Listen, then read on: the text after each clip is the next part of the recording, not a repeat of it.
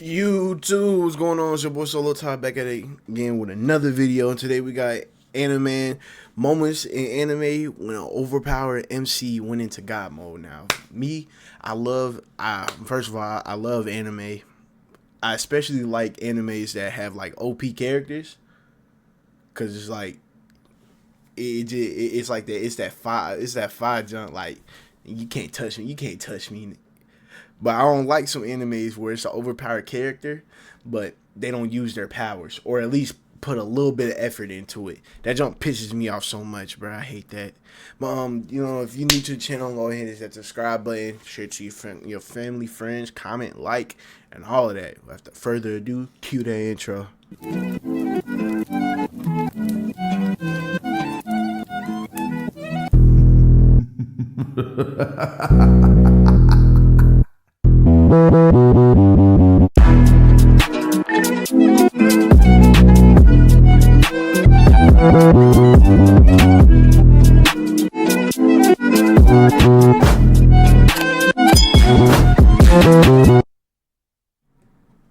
Alright, bet, let's get straight to it.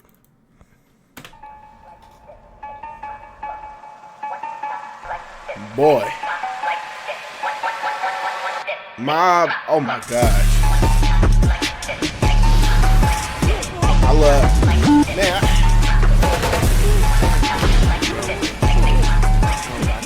As anime fans, there's nothing more exciting for us than the main character flipping the switch and going into full God mode, right? You know, when the bad guys have that "oh crap" expression after witnessing the glory of our overpowered main character. Yes, it's nothing but a moment of pure satisfaction. So today we'll be listing some of the best moments when the overpowered main character goes into complete God mode and absolutely destroys him. Bro, this anime, dog. Matter of fact, I'm still watching it, bro. I got done. Well, I'm about on season 3 now. I watched season 1. It pissed me off every single time because it's like this dude would not want to just put a little bit of effort into his power. But when he got mad right here, I finally got happy. But I still feel like it wasn't enough. Their opponents. But before we move on, be sure to subscribe to the channel and press on that bell icon and set us all to be notified about all our latest new videos. And with that said, let's dive in. What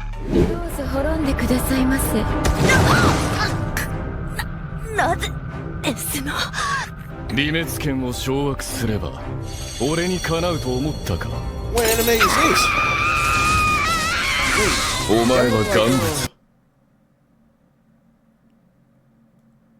They made a new season of that? Wait, hold on. They ain't that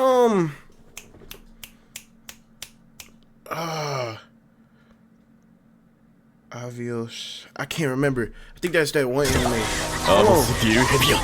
Coming up at number 10 is the Demon King Anos Voldigod. It is. They made a new season? Man, I gotta the guy who is always in God mode. You already know it's over when this guy activates his purple eyes, which he did in his fight against the false Demon King. Avos, aka Misa, had only one goal ever since she was born: to kill the Demon King, thanks to Nosgalia. She comes face to face with Anos and takes control of his sword, Venaznor. But when you have a godly power, or a sword, no matter how powerful it is nothing but a ragged stick to you. Our main character gives a calm smile to his enemy, which is literally a sign that he's going to completely trash Avos like she was just another mob. And just like that, within a blink of an eye, the true Demon King of Tyranny killed Avos, who had been making those silly little claims. And seriously, this guy would be called a demon god because he's too powerful to I'm basically spoiling myself. be called a demon king. Come on, everybody, let's get our title straight here. I wonder in what world Avos thought she had a chance at winning against a guy that chose his own name when he was born.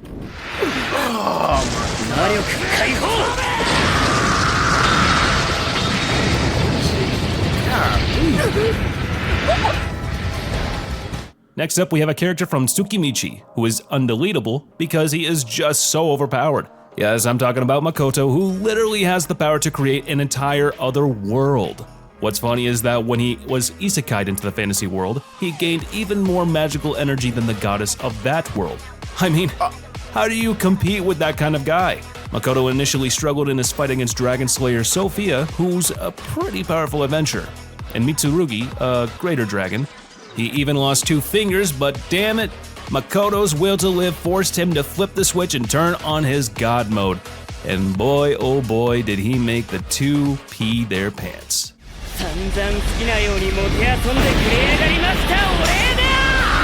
Oh my god. Oh my god.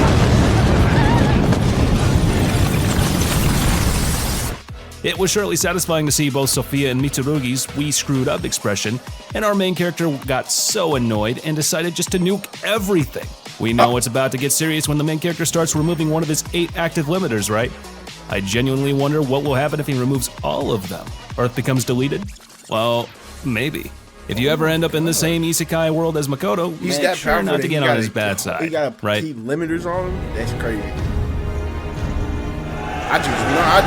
I don't even know what this is, but I just know what I'm saying. 禁忌を犯した人間ども皆潮の柱となれ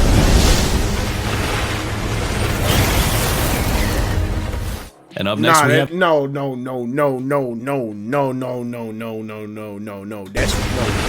That's wild. I thought that was water. Bro, they And got up next we have Yuichiro becomes the King of Salt. Have you ever wondered what it means if an overpowered main character just goes, "It's all over"? Yeah, it literally means absolute annihilation. We're talking about Yuichiro after all, who goes through his final transformation Ichiro. as the King of Salt, aka the Second Trumpet. Now, the King of Salt is not just salty, he's a whole salt shaker. Why? Well, he wants all the humans gone because they're sinners. Now, how done can you be of someone to want them to completely vanish from their own living space? Anyway, the King of Salt resides within Yuichiro and ends up gaining full control over him. And to be honest, he looked more like a demon god than anyone else. After going into his god mode as the King of Salt, Yuichiro turned everyone into huge piles of salt, letting them scatter everywhere within the wind. Seriously, what else did you guys expect? But yeah, the King of Salt is extremely powerful and a formidable opponent for anyone, and they better stay away from him if they don't want to turn into salt. Bro's sodium levels must be through the roof, and I'm assuming prices will plummet in Bro salt. has soon. salt You know, that powers. whole shtick of supply and demand. I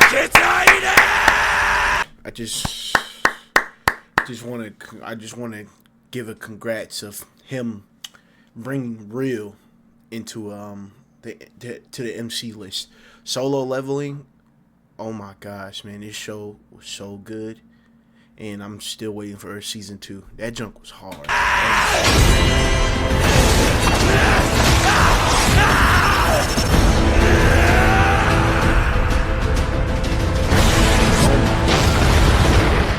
And up next we have solo leveling. Ah yes, Sung Jin-woo, the ultimate badass character who's famous for being overpowered and the face of Korean manhwa. He's like Chuck Norris of the anime world, except Chuck Norris would take notes from him. His battle against Igris was a highly anticipated one, and it broke the internet as soon as it got animated.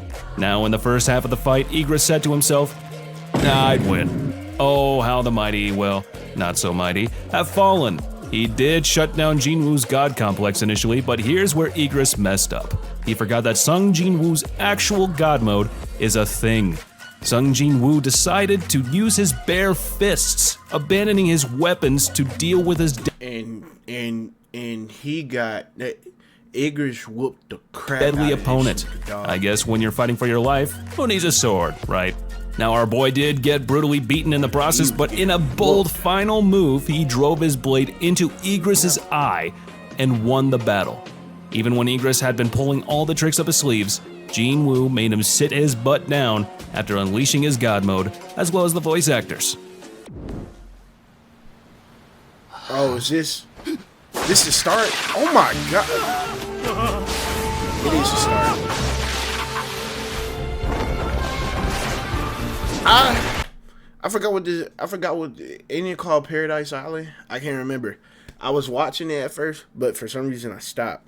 I should have tuned back in. I don't know why I stopped watching it. Literally after the scene in an episode or 2 more, I stopped watching it.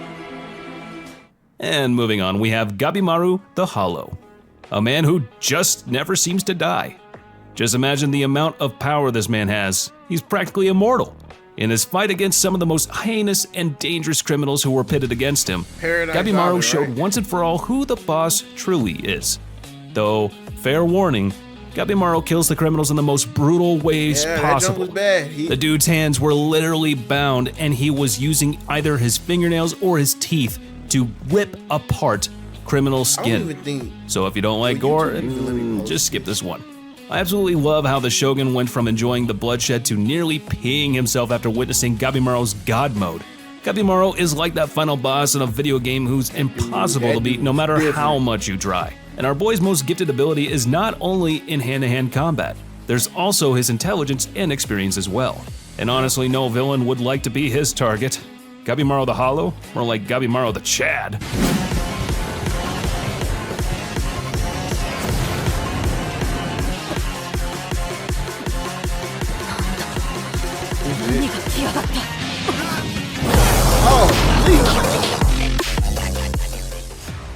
And talking about yeah. Chads, we have the ultimate Yeah, I king remember of this. all Chads, which is Ichigo Kurosaki still waiting on from the Bleach. for Bleach too. His fight against the babes, watched so much.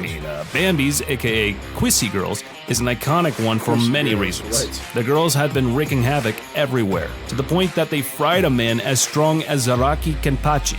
But as soon as Ichigo arrived at the scene, something shifted and the girls couldn't help but notice the new formidable force that was going to annihilate the four of them. The universe really put the game over button for them, all thanks to Ichigo. The Bambies soon realized how outmatched they were in comparison to Ichigo because the dude soloed the four of them without even breaking a sweat. He didn't even care about the fact that he was up against four women. His powers are rated E for everyone. So if you need a reminder of what a peak Chad looks like, just think about Ichigo, Everybody who casually catch walks these into the hands. battlefield absolutely baffling and gosh. overwhelming his opponents with his powers in a matter of minutes.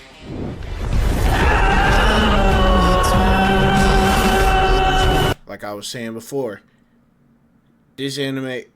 What's the anime? What's this anime called? Just watching it. The Daily Life of an Immortal King or God. Was it Immortal King? The Daily Life of the Immortal King. Dog. Like, I'm not gonna say anything. Like, it's not.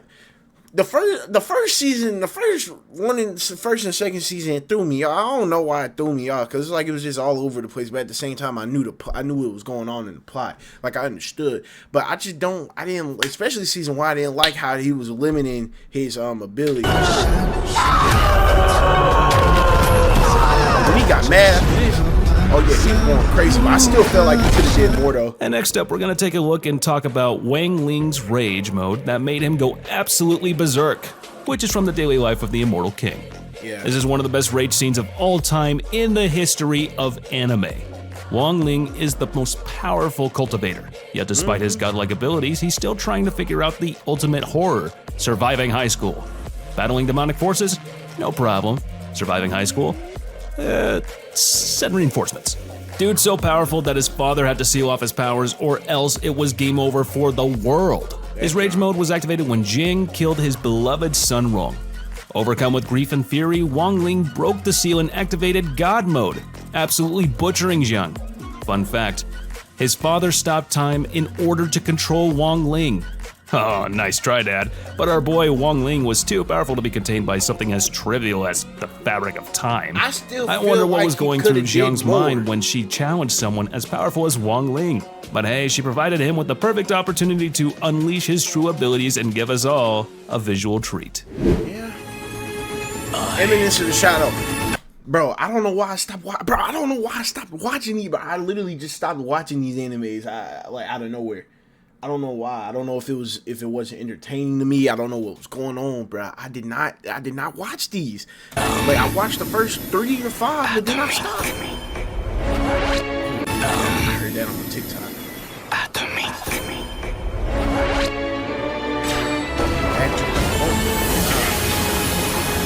They was comparing that from Now, sub moving to up the dub. list, we have a guy who has a main character syndrome. Yes, we're talking about Sid Kagano, aka Shadow, from Eminence in Shadow, who got isekai to a fantasy world after dying and got what he wished for, to be a mysterious hero who works in the shadows.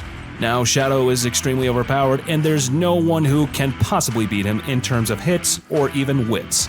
We get to see his glorious God mode when he's unleashed his infamous I Am Atomic attack against Zenom, who turned himself into a monster after taking a bunch of pills. This attack causes a massive nuclear reaction and leaves a deep crater in the area where it's unleashed. Shadow isn't just playing the part though, he's redefining what it means to be an overpowered character.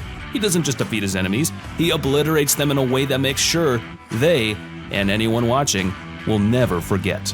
Also, his voice while saying I am atomic feels like he's whispering in your ears without your consent, to be honest. So it's just so smooth and powerful that it just gives me chills.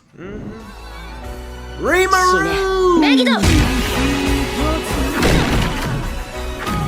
Boy. And talking about chills, there's another anime character who sends shivers down our spine when he activates his God mode. And I'm talking about Rimuru Tempest from the time I got reincarnated as a slime. And he happens to become the most powerful being of his world. Yep. So what happens when Rimuru unleashes its God mode?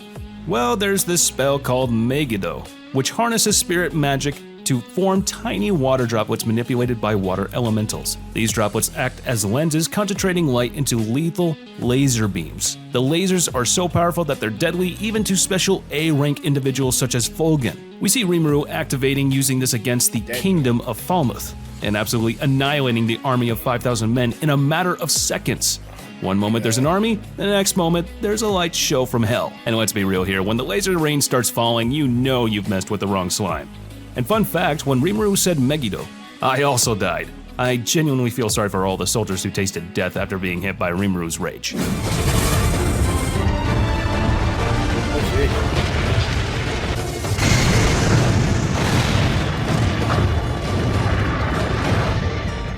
And at number 1 is a very beloved and a very powerful anime character whose powers are extremely terrifying, which is Frieren. Now, Frieren is a mage that has vast amounts of experience, and considering the time she spent living, she has an entire arsenal full of extremely powerful spells. But when she activates her God mode, all of her previous spells seem pale in comparison. We get to see Frieren's glorious powers against her own clone in a dungeon, and let me tell you, Frieren's opening attack was materializing a freaking black hole. A black hole. Breaking the fundamentals of physics? She was even trying. Not a problem, and the best part is that she does it all with this calm, almost nonchalant demeanor. Thanks to this fight against Frieren's clone, we get to see so much of her offensive magic that we've never seen before. She even has what looks to be celestial or star magic, and even gravity magic. It also reveals how scary it is just to face her. Do you guys think Frieren was going all out? Because I don't think she was, using even half the power she has yet. However, she was pretty serious throughout the battle, and this is the kind of fight that will definitely go down in anime history. Scholars will write epic poems about it, bards will sing ballads, and anime fans will argue over which spell was the most overpowered. Oh, that's hard.